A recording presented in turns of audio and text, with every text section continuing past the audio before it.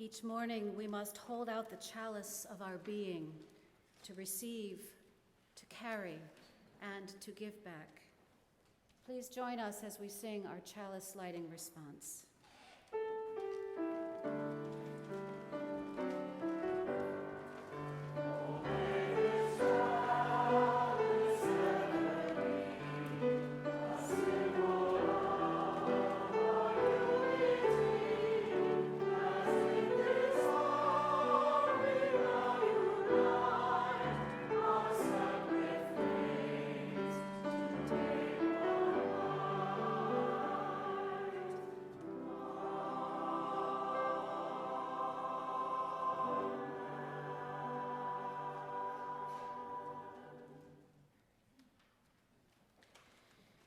May these words of Martin Luther King call us into worship.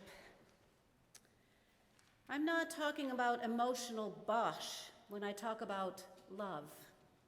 I'm talking about a strong, demanding love. For I have seen too much hate. I've seen too much hate on the faces of sheriffs in the South. I've seen hate on the faces of too many Klansmen and too many white citizen counselors in the South to want to hate myself. Because every time I see it, I know that it does something to their faces and their personalities. And I say to myself that hate is too great a burden to bear. I have decided to love. My friends, love calls us to cast off hatred and embrace the power of love. Come, we need each other. Let us worship. Please rise as you are able and join us in singing hymn 1021, Lean on Me.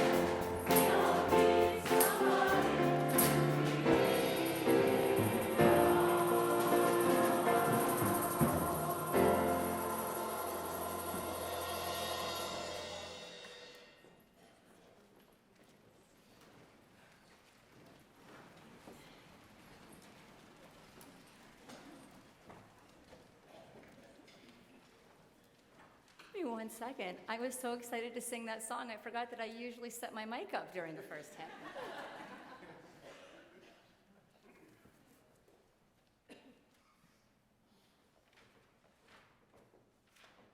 Okay, am I good? Is this one working? Nope. Yes? Yeah. Thank you. Dave, you're awesome. So, Britt and I thought we'd have a little fun today. And we would share about some of the history of the hymns or the songs that we often sing around Martin Luther King Jr. Day and that are part of his legacy when we think of the sounds and how people use music to express how they are feeling about justice, about injustice, about love, and about each other. So later this morning, we are going to be singing a hymn. When I say we, I mean all of those of you who don't go to RE. But later in the day, I'll be singing a hymn. I woke up this morning with my mind set on freedom.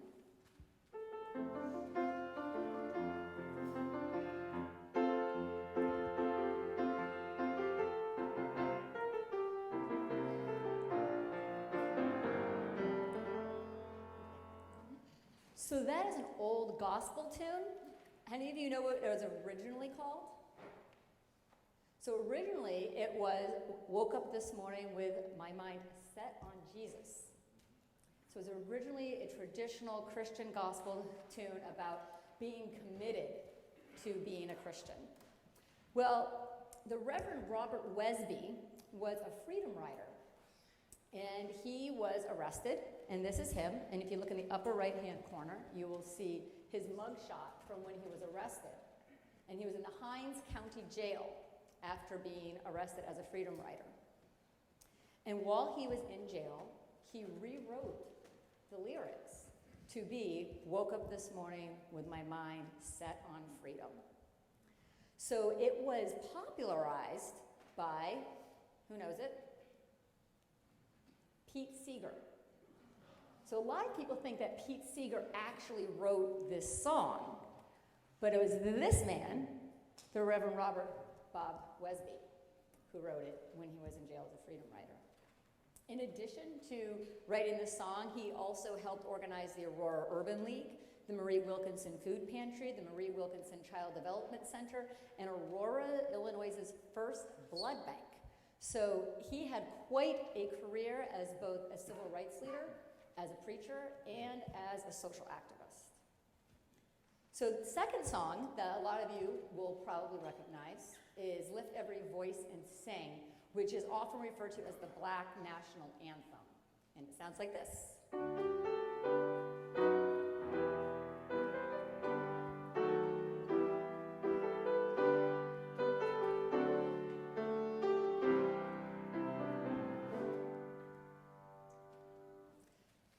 This song was written by two brothers, James Weldon Johnson and John Rosamond Johnson.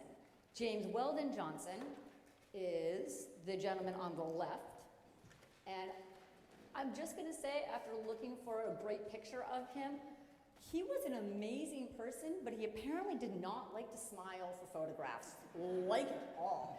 But he was a really amazing civil rights leader, and he wrote the lyrics of Lift Every Voice and Sing as a poem. And his brother, who is the gentleman on the right, who is also very serious family, these gentlemen. Although the gentleman on the right, his brother, John Rosamond Johnson, who wrote the music for Lift Every Voice and Sing, also had a great career as a composer and musician in the Harlem Renaissance. And also more fun for me, because it's one of my favorites, he was in the original cast of Porgy and Bess in the role of Frasier, for those of you who are Gershwin nerds like me. Okay, so back to the gentleman on the left, James Weldon Johnson. He was a leader in the NAACP, and he also was appointed as the U.S. consul to Venezuela and Nicaragua from 1906 to 1913 by President Theodore Roosevelt, and he later became the first African-American professor to be hired at NYU. And later in his life, he served as a professor of creative literature and writing at Fisk University, a historically black university. So the song was written around 1900, and it was first performed in Jacksonville, Florida, as a part of the celebration of Abraham Lincoln's birthday on February 12, 1900, by a choir of 500 kids at the segregated Stanton School, where at the time James Weldon Johnson was the principal. So when you hear Lift Every Voice and Sing, I want you to think of these two men and what an impact they've had on the world of music and the world of civil rights and what they've done for their communities. And our last song, Rip is going to play a little bit of, and then he's going to tell you a little bit about how that song is important, both for him as a musician and what it has as a place in our country.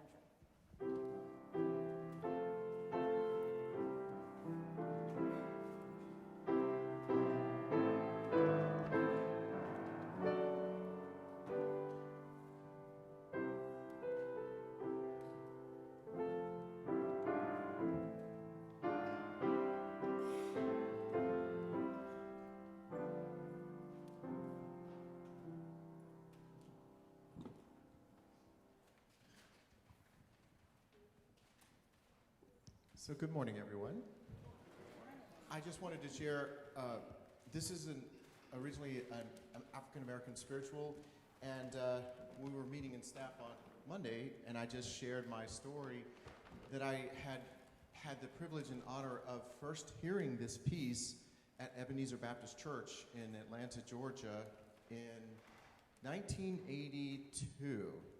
I was wearing a unitard, and I was believe it or not, we were Performing Arts High School, and Coretta Scott King was on the board of directors for our Performing Arts High School, the first fully racially integrated magnet school for the arts in the Atlanta area. It was quite significant. So, at any rate, we were invited to come sing and also dance for the service celebrating Martin Luther King and his legacy, and I just fell in love with that song, and I was with a bunch of ballet dancers dancing around the altar, but I was very, very moved by the way they sang this song. They sang it many, many times for quite a long time, kind of like we're going to do it today. So really grateful that we get to do this today. Thank you so much, Rip. So thank you all for just this little trip on musical history that Rip and I both share a love for. And I now invite our pre-K through second graders to depart for Sunday school. Thank you.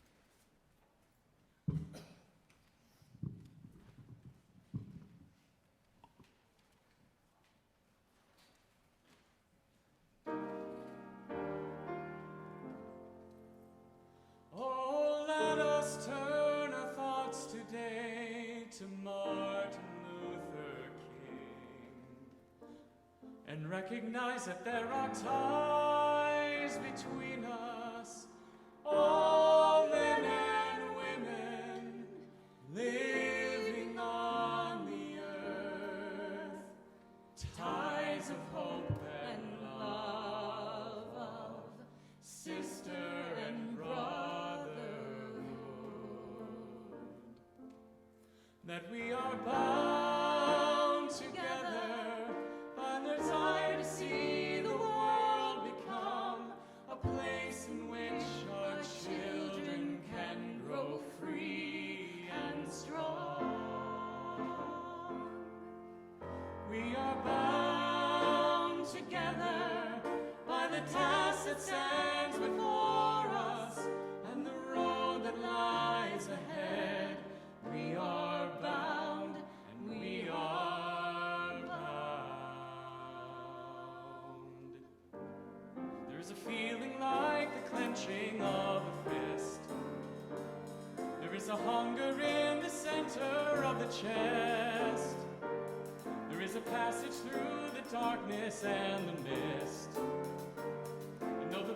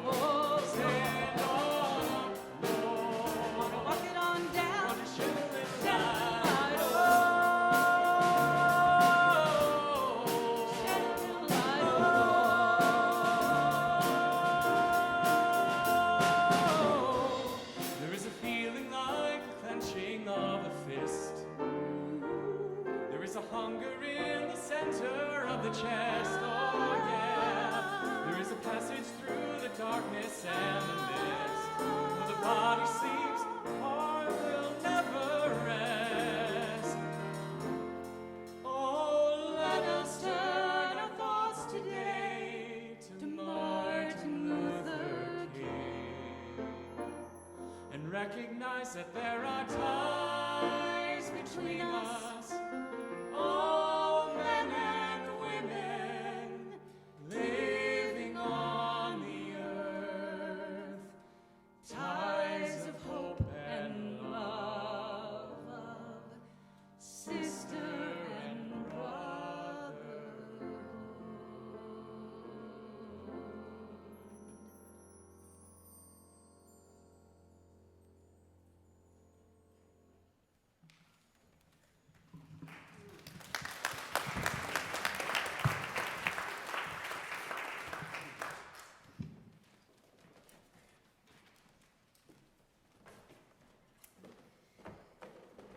Thank you, Beth and Nate, and thank you, Zach, for an amazing percussion. What an incredible congregation we have. So grateful to be here with you all today. I'd like to lift up a couple of pastoral concerns that I have for members of our congregation. I heard from Cindy Anderson that her husband Ken's brother just passed away, and they're traveling down this week to Carolinas for the service.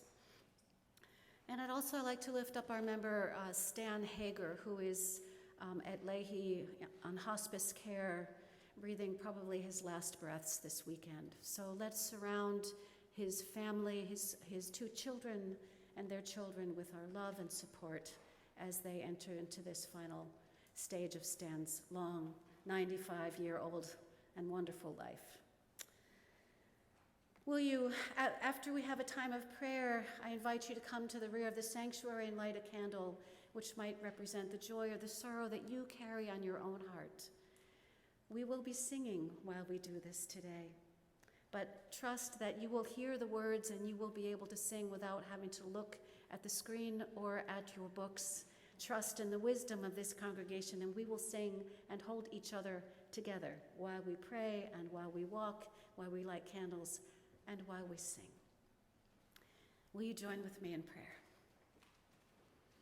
Spirit of life, ever adapting and renewing, we come together this morning with yearnings that do not match. We yearn for stability, for even one moment of feeling like we know what's going on, for the ability to predict and prepare for what is coming next. And yet we also yearn for change. We ache for a world that turns aside from racism, violence, dehumanization, and disregard for suffering. We pray for a change in the illness, grief, isolation, incarceration, and vulnerability of our loved ones. We reach for connections that will remind us that we are worthy as we are, and we reach for connections that will help us to become our best selves. Hold us in the heart of both and. Cradle us in the mystery and possibilities of each. Cherish in us the eternal presence of love and encourage us on the path of growth and development. As individuals and as a people, help us to become who we are called to be. You lead us to open pathways to deeper wisdom through reconciliation, through self-respect, and mutual respect. Grant us compassion as we own and make amends for our mistakes. Source of wonder, move us to express and live in gratitude for the beauty of this world, the loving people in our lives, and this day of possibility. Startle us awake as we recommit ourselves to work for justice in this world of possibility. May the candles we now light express our love and sorrow, our joys and anger, as we share in the blessings of beloved community.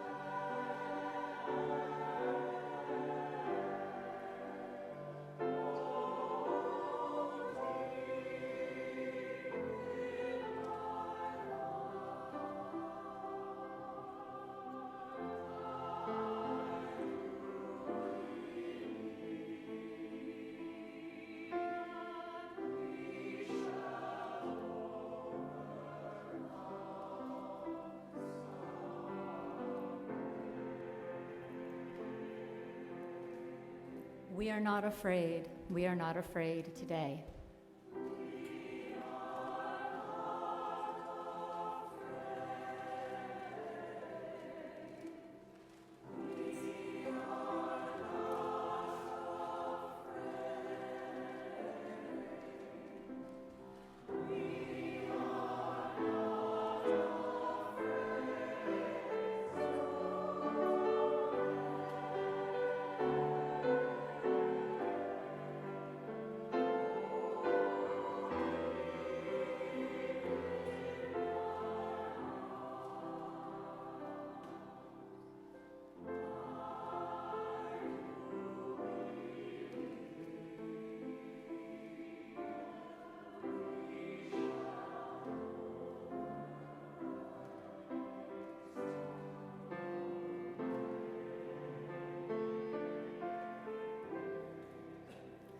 We'll walk hand in hand.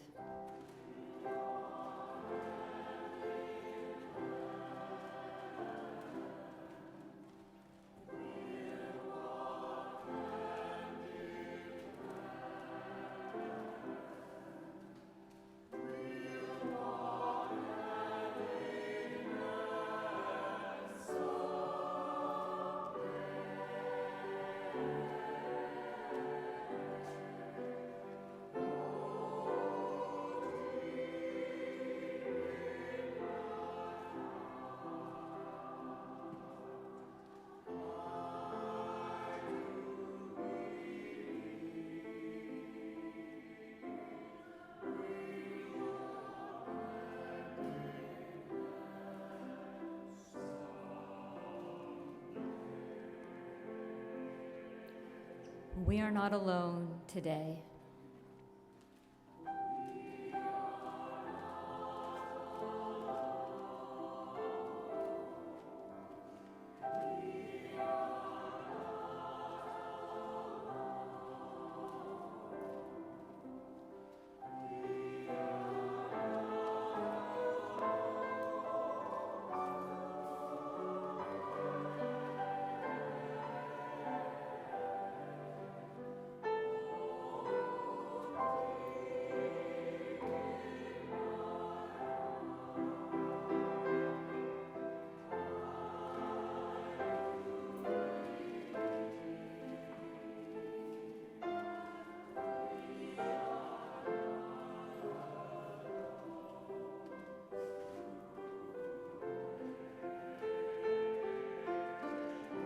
We shall all be free someday.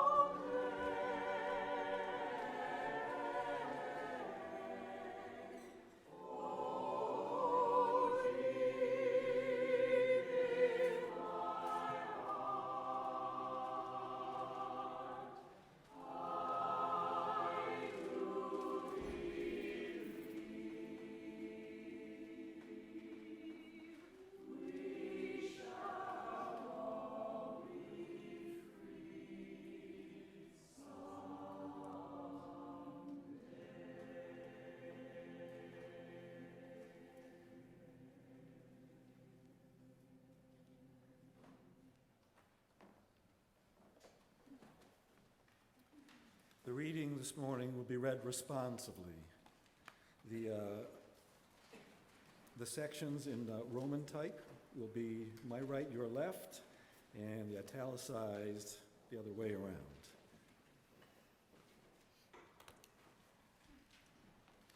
We are caught in an inescapable network of mutuality, tied in a single garment of destiny.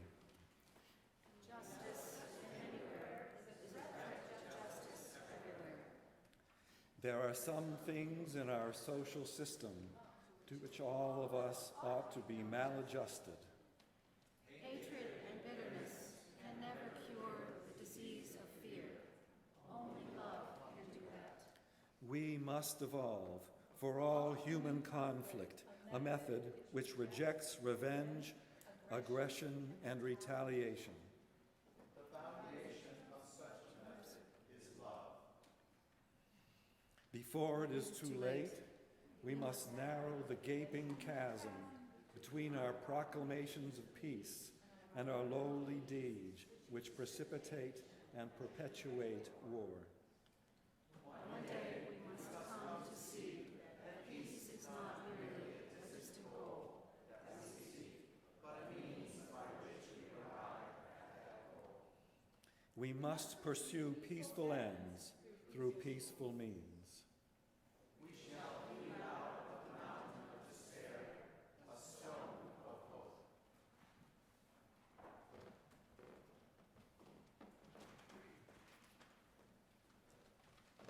So for our sermon today, I would like to invite Sherry Kraft, who is the executive director and the founder of Smart from the Start, to come and share this space with me. And Sherry and I will just be talking about her work in Boston and why it matters, what we're doing these days and what she is doing as part of an incredible organization. So welcome, Thank you Sherry, so much. and welcome John and Alice and Regina. Thank you for all being here with us today. Thank you for Please. having us. What a wonderful and uplifting service this morning, and I'm just so grateful to have this opportunity to be here with you all. Thank you. Thank you for the choir. Magnificent, magnificent. So I would love to hear a little bit about your background, Sherry, and your childhood growing up and what it was that has caused you to want to do the work that you're doing. So I grew up not too far from here in a housing project in Roxbury. And I had two wonderful parents. My dad, who was born in the South and was raised in Washington, D.C., and my mom, who was native-born Bostonian. And we didn't have a lot of money, but what we did have was a lot of love and a really strong sense of community. And so my dad was born in the South, but his family had to flee his native Georgia because of racial violence that is his family fell victim to, and they moved to Washington, D.C. when he was a small child. And he was raised there. His dad was the pastor of a small church, and his mom at the time was just the mother of the church, which is not a just, she was very busy. And so my dad grew up in an environment where everyone looked out for everyone.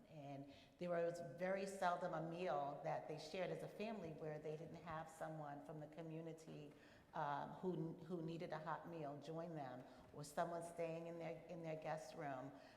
And so he grew up also with that sense of community. And when his dad passed away, my dad was 12 years old. And when he was 14, to help the family out, he went into the Marines. He falsified his birth certificate. He was born in the South, so he didn't have a birth certificate because black babies born in the South back in the 30s didn't have. They weren't given a birth certificate, so he falsified. He went into the Marines and never went back to school. And so by the time I came along, I was the youngest. My dad was out of the Marines, but had a very difficult time finding work. He moved to Boston, married my mom, love brought him to Boston, but had a very difficult time even as a decorated war veteran finding work in Boston because there was a lot of racism. And so he learned a trade, started a very small business of his own, and was the only father really in our community, in our immediate community. And so he and my mom was very much committed to education. She worked for the METCO program for over 30 years as the family liaison, and together they pretty much became the heartbeat of our community. And so regardless of what the weather was like, our door was always open.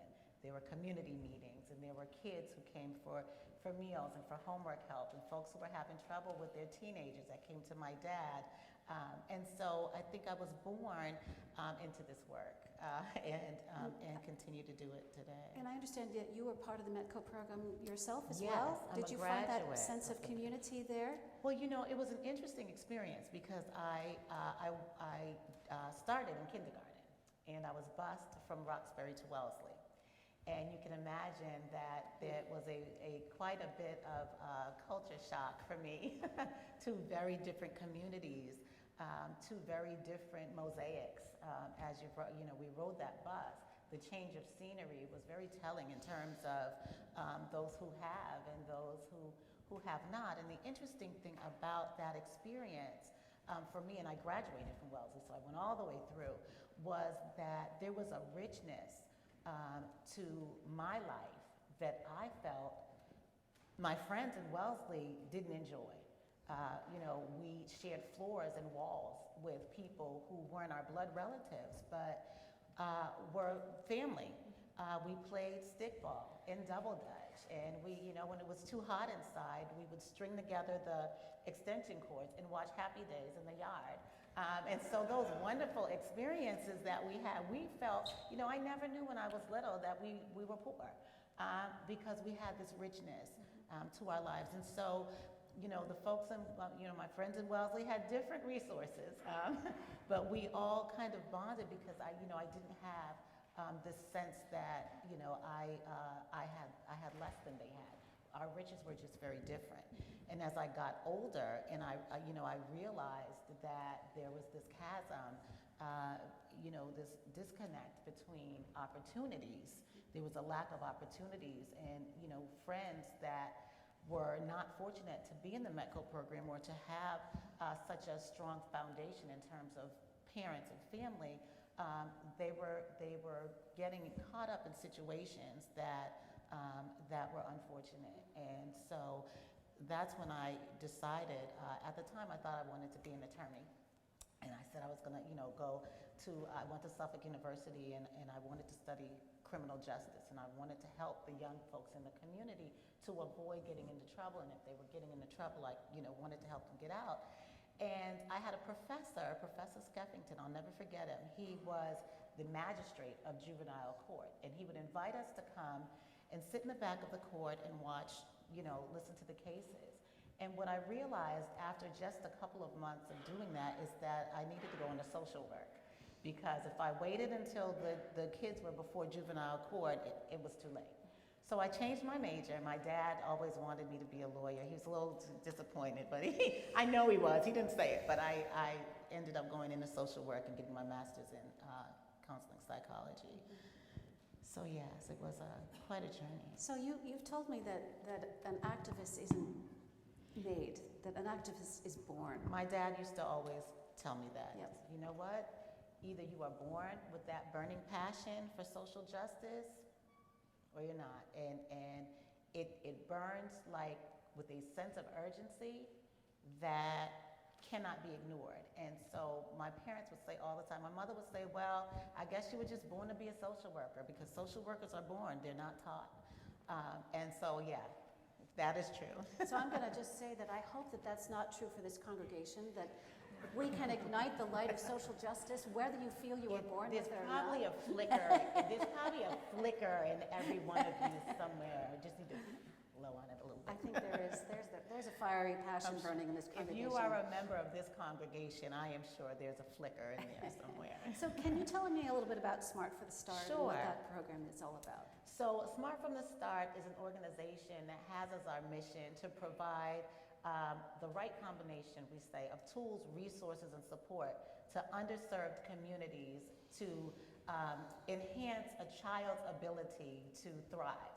And our mission is to provide children and families with what they feel they need in a grassroots, family-driven agency that helps to reduce what we call ACEs, which are adverse childhood experiences, and to promote a sense of mental and physical health wellness, and to prevent the academic achievement gap among children who are living in difficult circumstances. And so our model is a holistic and comprehensive model where we provide programs and services to our families on multiple levels. So we provide very high quality curriculum-based early education opportunities for children who are not in full-day childcare or early education.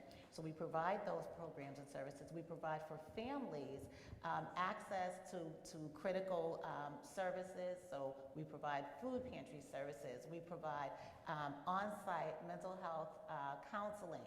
We provide them with crisis intervention, so advocacy around housing, around domestic violence, around substance misuse, and on top of that, we provide them with opportunities for employment and education. So many folks have gotten their GEDs with us. They have been enrolled in post-secondary education.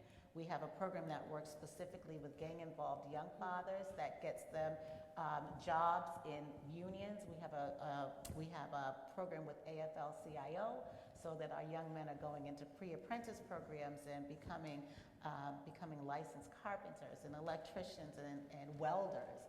So we provide folks with an opportunity to not just to address some of their social determinants of health and some of their challenges, but really to set and achieve goals for their own self-sufficiency. And then the next step is we help them to ignite their fires, and we have a wonderful family leadership program. And those folks are trained to provide advocacy and support to other folks in the community. So it's a multi-tiered organization, and we're place-based. So what that means is we embed ourselves in the communities, honestly, where most social service organizations don't go. So we go right into the middle of housing developments like the one that I grew up in, where, you know, there are a lot of challenges. We work in residential substance misuse treatment facilities, where we go in and we work with moms who have babies or are having babies or have had children removed by Child Protective Services, and we provide them with trauma-informed counseling and parenting to help keep their families together, or for them to, if it's possible, regain custody of their children. We work in a number of homeless shelters where families are transitioning, we hope, into permanent housing, and we work with a lot of incarcerated or formerly incarcerated families as well. One of the most beautiful pictures I saw on your website was of a young father who was reading to his children and hadn't realized, probably because he wasn't read to, and decided to become that kind of a dad, that he would read to his kids. Can you tell us just a story of one of the families that you've worked with? Sure. So there are so many. So I'm thinking about the work that we're doing in Entre Familia, which is a substance abuse treatment facility in Mattapan, the Mattapan neighborhood of Boston. And when we first were invited to come in and do programming in the treatment facility, we had a difficult time getting the women to come to our groups. So the first 30 days, they're not able to go out into the community, and then their ability to go out is restricted. So we thought, okay, so we're gonna bring in really good food. So we would have these dinner groups, and we would buy really good food, and it would, you know, just the aroma would be all through the building. And folks started to come to our meetings. And we were, at the time, we were facilitating what we call the family nurturing program. And it just is a very loving, reaffirming curriculum that helps families, parents, and caregivers that have had some challenges. It introduces them to their strengths. And so we had these groups, and we had a young lady who would come in, and, you know, we had gotten things going, but she would sit in the back of the room. And every time when we broke up, we would make a point of making a beeline to Ruthie and giving her a hug and just saying, you know, if ever there's a time when you need anything, call us, we have cell phones, call us anytime. And week after, for the first maybe 3 or 4 weeks that she came, she sat in the back. She didn't participate. She had her dinner and she listened. And then we noticed that she started coming a little early, help us set up. And she would stay a little late and help us clean up. She started opening up a little bit, telling us about her children that she had lost to foster care, and she was expecting. And what we said to Ruthie was, with every pregnancy, you have a chance to do something different. Let's do something different with this pregnancy. And so she started to join the group. And what we found was that she was a leader. And when she would speak, everybody would listen. And we thought, there's something going on with this Ruthie. And you know, being in the treatment facility was difficult. There are a lot of rules, and And I find that a lot of times in the treatment world, there isn't a connection between trauma-informed and understanding that many folks who are abusing substances have had a lot of challenges in their lives, and many of them are self-medicating because they haven't had access to really good trauma-informed care. So we would give her that, but she had a difficult time with the staff there, and one evening, my cell phone rang, and it was Ruthie. And she said, "Miss Cherie, you said if I ever needed you that I could call you on this number." And I said, "I am so glad that you did. What can I do for you, Ruthie?" And she said, "I feel like leaving." She said, "And you know what? I've done this so many times. Every time I try, you know, somebody does something that upsets me," and she said, "and I leave." She said, I want to keep this baby, but it's really hard here, and I don't know if I can stay." And I said to Ruthie, "Well, you know what? I understand. What you're doing is impossible, and you've been through so much in your life. I don't know if I could walk a mile in your shoes. You are the most powerful woman I've ever met." I said, "And I want you to do one thing for me. Stay till tomorrow. Stay one more day. And then tomorrow, let's talk. Let's see what happens." She said, "All right. This is the evening. You can make it through. One more night. Come, let's talk. Tomorrow I'm going to take a ride out. We'll talk." So I drove out to Mattapan, and I sat with her the next day, and she stayed. And she said, "You know what? You're right. I do feel better today." And I said, "All right, Ruthie." Well, one day turned into weeks and months, and she graduated from Entre Familia. She had lost 2 children to the system before the birth of Isaiah, who was her youngest child. She gave birth to Isaiah. She was completely drug-free at the time. She transitioned out of Entre Familia. She got her own apartment where Isaiah is 6 now. And she is raising Isaiah in the community, and she came to visit us not too long ago. Oh, as a matter of fact, Isaiah's 7. She came to visit us not too long ago, and she had on scrubs.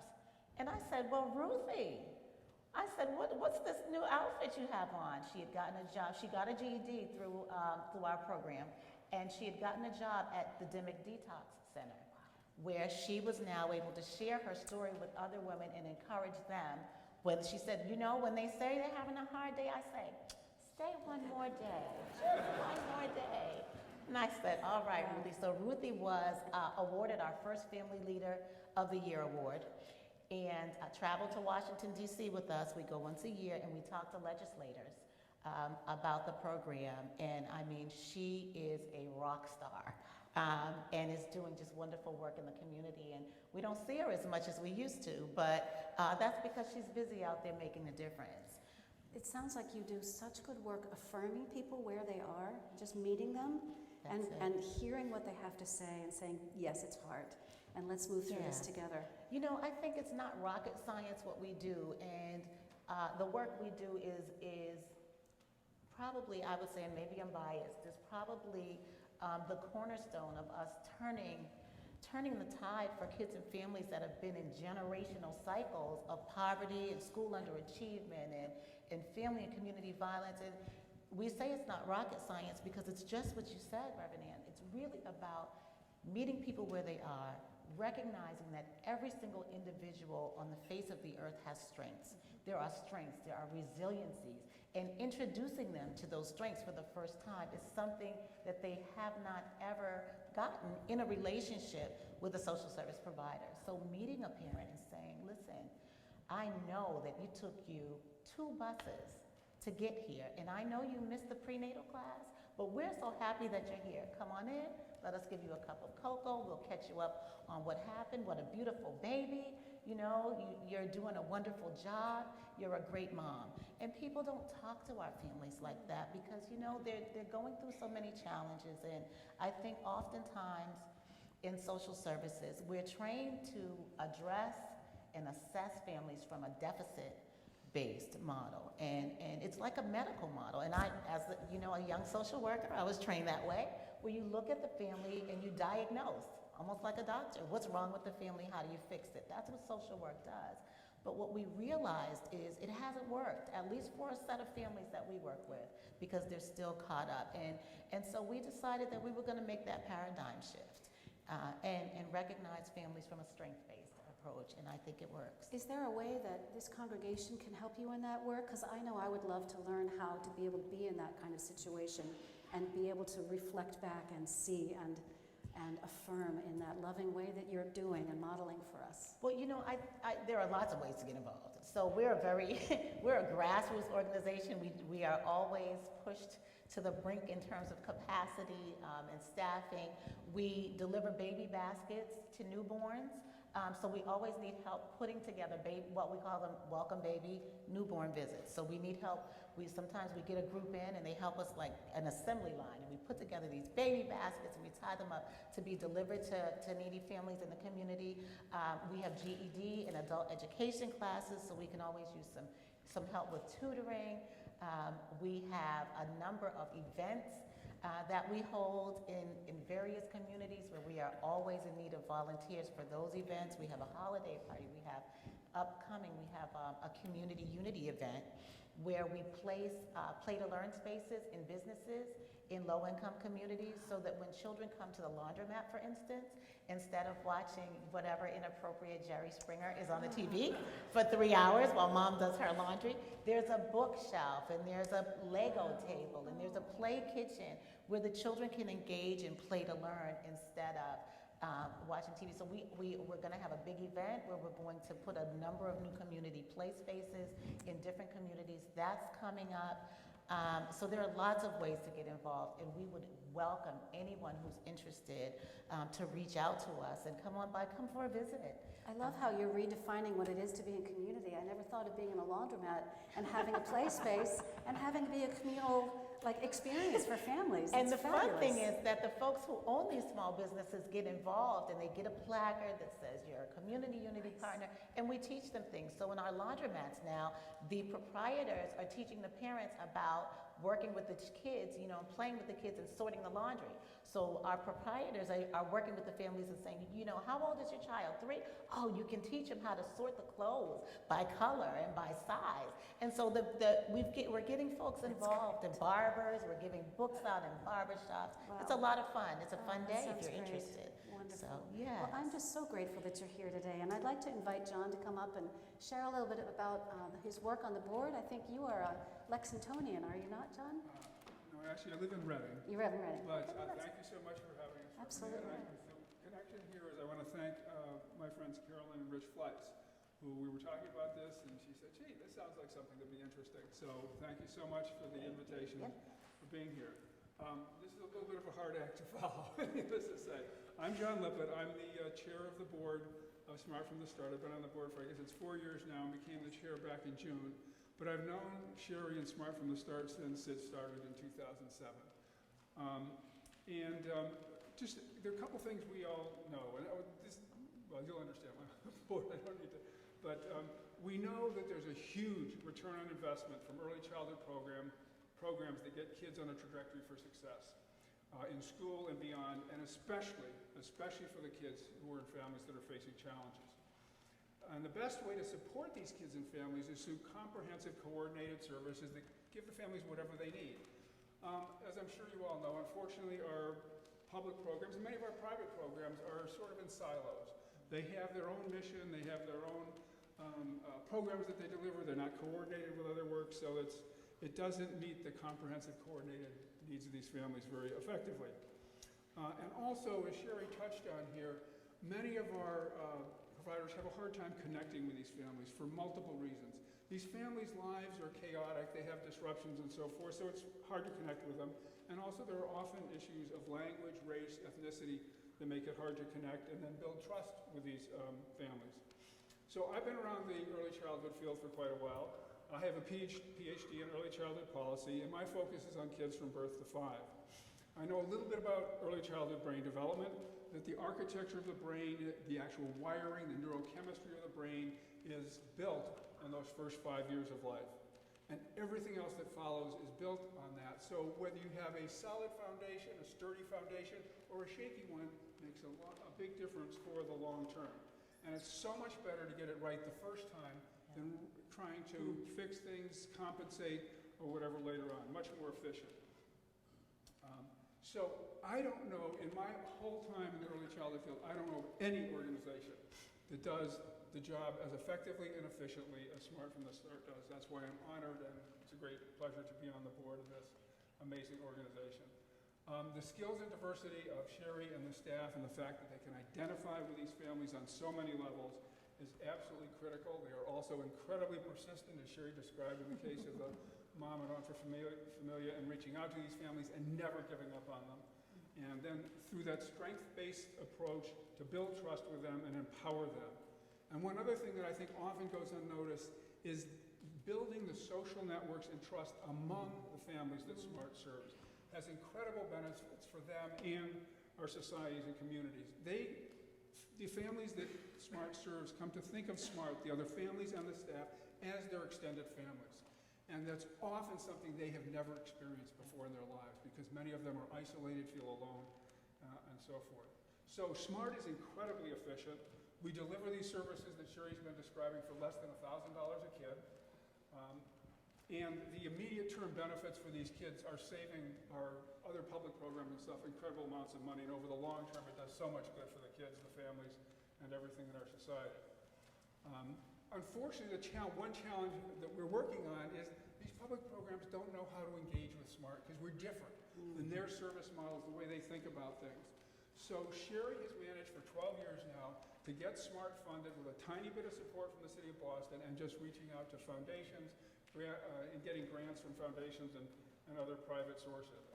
And so the budget, the organization's built from 3 sites when it started to 36 sites today in 8 different neighborhoods in Boston, and a budget that's over $1 million.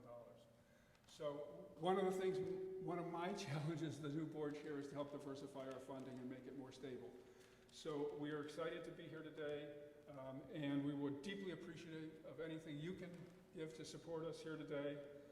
And I would also encourage you to talk to Sherry or me afterwards. We'll have a table with a little bit of information and Sherry's business cards out there to connect with us if you'd like to be more involved in supporting or volunteering for SMART in the future. So thank you so much.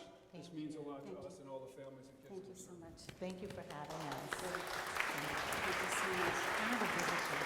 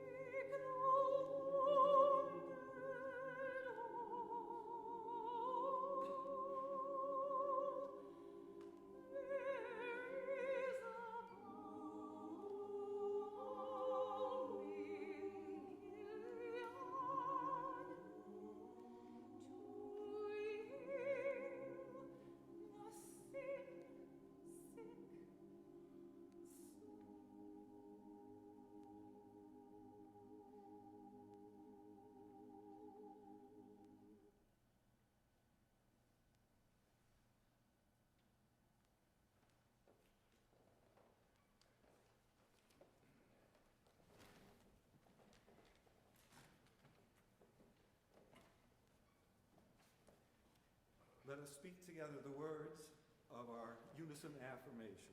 Please rise.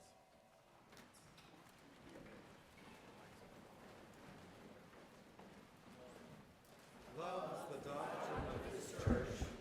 The quest for truth is its sacrament, and service is its prayer.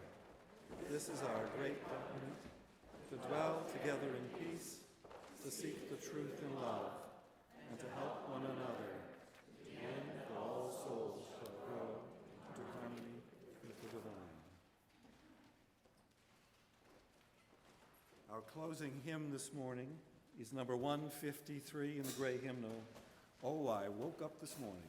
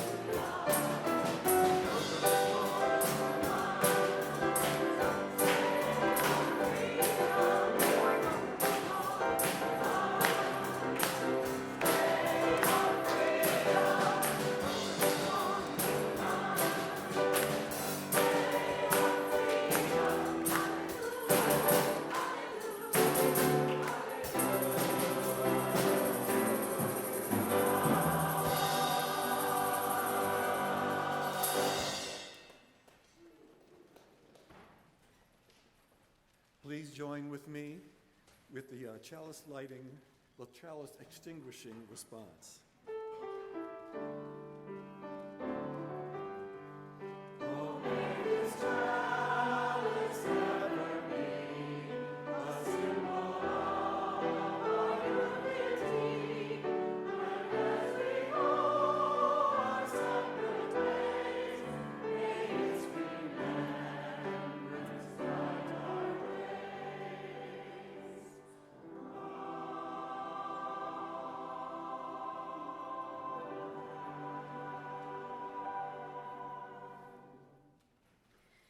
Black Lives Matter co-founder Patrisse Cullors said, "It's both rage and love at the center of our work. When we show up on the freeway, when we chain ourselves to each other, that's an act of love. That act of resistance is an act of love, that we will put our bodies on the line for our community and really for this country. In changing Black lives," she says, "we change all lives. Let us go out and change lives together." Amen.